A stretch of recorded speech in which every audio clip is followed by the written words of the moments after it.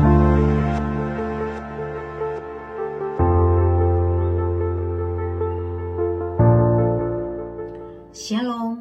salam sejahtera buat kita sekalian. Saudara yang dikasihi Tuhan, pada pertengahan bulan Desember yang dingin dan berangin, Sarah tergesa-gesa menuju ke tempat penampungan umum. Sebuah tempat di mana dia dan kedua anaknya yang masih kecil menyebutnya rumah dalam 3 bulan terakhir. Sarah baru saja pulang dari tempatnya bekerja. Selama 5 hari terakhir, Sarah beruntung menemukan pekerjaan.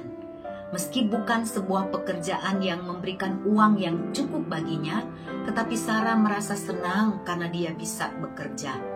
Sarah bekerja sebagai seorang tukang cuci piring di sebuah kafe, tapi itu bukan pekerjaan tetapnya.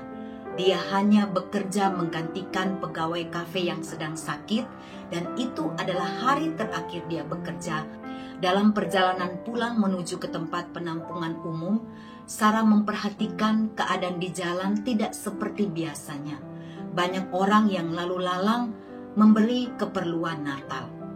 Dia teringat pada waktu yang seperti ini, dia juga sangat sibuk mencari keperluan Natal dan mencari hadiah-hadiah untuk kedua anaknya. Pada waktu itu tampaknya semua berjalan dengan sangat baik. Suaminya adalah seorang pengusaha dan uang mengalir begitu mudah pada waktu itu. Namun semua tiba-tiba berubah. Tepat pada malam tahun baru, dalam perjalanan pulang ketika mereka mengendarai mobil dari sebuah pesta, di perempatan jalan tiba-tiba sebuah mobil sport menabrak bagian samping mobil mereka tepat di bagian pengemudi, dan pada waktu itu suaminya yang menyetir mobil itu. Sarah mengalami luka-luka kecil, tetapi suaminya mengalami pendarahan yang cukup hebat di otaknya dan mengakibatkan suaminya meninggal dunia. 3 bulan kemudian, usaha suaminya ditutup dan rumah mereka disita oleh bank. Dalam 12 bulan kemudian, mobil dan perabotan rumah mereka harus dijual. Dan 3 bulan yang lalu, mereka harus meninggalkan apartemen tempat mereka tinggal selama ini karena mereka sudah 5 bulan tidak bisa membayar uang sewanya. Sarah berjalan pulang menuju ke tempat penampungan umum. Dan di perjalanan dia kemudian berhenti di sebuah toko perabotan rumah. Dia melihat di dalamnya ada sebuah televisi yang sangat besar seperti yang dia punya dulu, sedang menyiarkan sebuah acara pengumpulan dana untuk hari Natal. Para artis terkenal dan pengusaha-pengusaha yang kaya-kaya ikut hadir dalam acara tersebut. Dan kemudian satu persatu dari pengusaha yang hadir pada malam hari itu dan para artis serta penyanyi ikut menyumbangkan uang mereka untuk acara tersebut. Seorang penyanyi kemudian mendorong penonton-penonton yang lain untuk ikut menyumbangkan uang mereka di acara tersebut. Penyanyi itu kemudian menyanyikan sebuah lagu Natal sampai dia meneteskan air mata.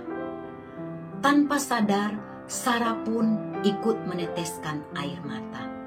Dia teringat dulu dia masih mampu untuk membantu para tetangganya yang berkekurangan. Tapi sekarang dia tidak mampu lagi. Sarah tidak tahan berlama-lama melihat acara tersebut. Dia segera meninggalkan toko itu sambil membuka dompetnya dan melihat uang $20 hasil kerjanya siang hari itu. Tidak banyak, tapi uang itu cukup berarti baginya. Dia bisa membeli makanan dan kedua anaknya bisa makan untuk malam itu. Sarah kemudian melanjutkan perjalanan menuju ke toko bahan makanan. Ketika dia hendak masuk ke toko itu, dia memperhatikan di samping toko itu ada 2 orang anak laki-laki berumur sekitar 10 dan 13 tahun duduk di trotoar yang dingin. Mereka sangat menggigil kedinginan karena mereka hanya memakai selembar selimut yang tipis dan kotor.